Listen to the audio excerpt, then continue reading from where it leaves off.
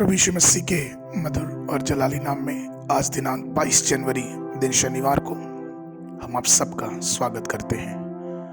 आज के वचन के लिए जो पद है वो लिया गया है 2 कुरिन्थियों की पत्री उसका 12 अध्याय उसका 9वां पद। वचन इस प्रकार से कहता है, और उसने मुझसे कहा, मेरा अनुग्रह तेरे लिए बहुत है, क्योंकि मेरी सामर्थ निर्बलता में सिद्ध होती है। इसलिए मैं बड़े आनंद से अपनी निर्बलताओं पर घमंड करूंगा और मसीह की सामर्थ मुझ पर छाया करती रहेगी। प्रभु में मेरे प्रिय लोगों, आपको और हमें अपनी शक्ति में प्रभु ने सिद्ध होने के लिए बुलाया है। इसलिए जरूरी है कि हम अपने आप को मजबूत करें, हम अपने मन को दृढ़ करें। जैसा कि फिलिपियों की पत्री उसके 4 अध्याय उसके 13 पद में पौलुस इस प्रकार से कहता है, जो मुझे सामर्थ देता है उसमें मैं सब कुछ कर सकता हूं। राजा दाऊद वह व्यक्ति था जो अपने जीवन के हर पहलू में विश्वास और दृढ़ता में बढ़ता गया और परमेश्वर की स्तुति प्रशंसा करता गया। और उसने अपने भजन संगीता 118 के 14 पद में लिखा भी कि परमेश्वर मेरा बल और भजन का विषय है, वह मेरा उद्धार ठहरा है। वो अपने कमजोर और अशिक्षित और हर प्रकार के भावों से अलग हटके अपने हृदय को बहुत मजबूत किया, क्योंकि उसे पता था कि अगर परमेश्वर हमारा बल है तो हमारा विरोधी कौन हो सकता है। 1 कुरिन्थियों की पत्री उसका 1 अध्याय उसके 27 पद में वचन इस प्रकार से कहता है, परंतु परमेश्वर ने जगत के मूर्खों को चुन लिया कि ज्ञानवानों को लज्जित करें, और परमेश्वर ने जगत के निर्बलों को चुन लिया कि बलवानों को लज्जित करें। परमेश्वर ने हमें और आपको भी चुना है। जिस प्रकार से परमेश्वर ने दाऊद को चुना था, इसलिए तो दाऊद 2 शमूएल उसका 22 अध्याय उसका 30 और 40 पद में इस प्रकार से कहता है, तेरी सहायता से मैं दल पर धावा करता और परमेश्वर की सहायता से मैं शहरपनाह को फांद जाता हूँ, और तूने युद्ध के लिए मेरी कमर बलवंत की है और मेरे विरोधियों को मेरे ही सामने परास्त कर दिया। प्रभु में मेरे प्रिय लोगों, दाऊद के जीवन हम देखते हैं, उसके अशिक्षित होने के बाद भी, उसके कमजोर होने के बाद भी, उसके घर में ज्यादा मान सम्मान होने के बाद भी परमेश्वर ने उसे परिपूर्णता से इस्तेमाल किया। क्यों? क्योंकि सबसे पहले वो अपने हृदय में दृढ़ किया था कि परमेश्वर उसकी सहायता करता है।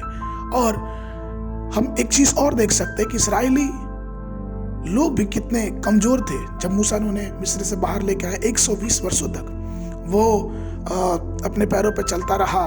मूसा कितना कमजोर अपने आप को महसूस कर रहा था। और उसके बाद से कालेब ने उसके बाद कालेब उस बात की जिम्मेदारी लेता है कि वो इस्राएलियों को लेके जाएगा। और कालेब यहोशू की पुस्तक उसका 14 अध्याय 10 और 11 पद में इस प्रकार से कहता है, और अब देख, जब से यहोवा ने मूसा से यह वचन कहा था तब से 45 वर्ष हो चुके हैं, जिनमें इस्राएली जंगल में घूमते फिरते रहे। उनमें यहोवा ने अपने कहने के अनुसार मुझे जीवित रखा है, और अब मैं 85 वर्ष का हूँ।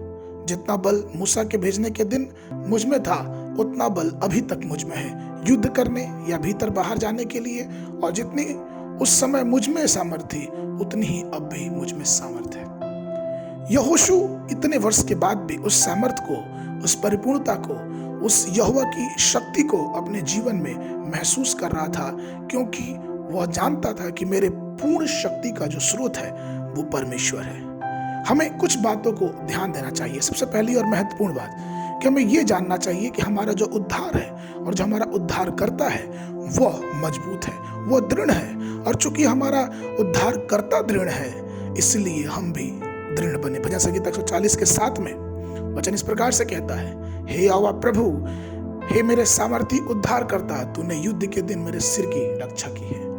दूसरी चीज कि हम परमेश्वर की वचन की सामर्थ, उसकी दृढ़ता को महसूस करें। जिस प्रकार से 2 कुरिन्थियों की पत्री उसका 6 अध्याय उसके 4 और 7वें पद में वचन इस प्रकार से कहता है, परंतु हर बात से परमेश्वर के सेवकों की नाई अपने सद्गुणों को प्रकट करते हैं, बड़े धैर्य से, क्लेशों से, दरिद्रता से, संकट से, सच्चे प्रेम से, सत्य के वचन से, परमेश्वर की सामर्थ से, धार्मिकता के हथियारों से जो दाहिने बाएं हैं।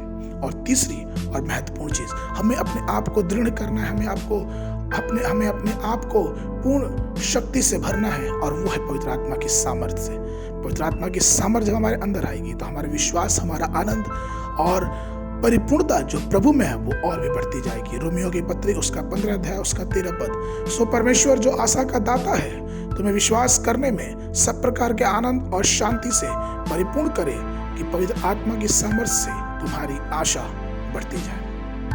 परमेश्वर में प्रिय लोगों, आइए हम परमेश्वर की सिद्धता की तरफ, उसकी परिपूर्णता की तरफ, उस परिपूर्णता की शक्ति की तरफ आगे बढ़ते जाएं। आज के मनन के लिए जो पद है वो लिया गया भजन संगीता उसका 84 और उसके 7 पद। वे शक्ति से शक्ति की ओर बढ़ते हैं, सियोन में हर एक परमेश्वर के सन्मुख उपस्थित होता है। वचन पढ़ने के लिए सुबह के समय निर्गमन की पुस्तक उसका 4, 5 और 6 अध्याय, और संध्या के समय मत्ती रचित सुसमाचार उसका 14 अध्याय 22 से लेके 36 पद तक। परमेश्वर आप सबको आशीष देवे।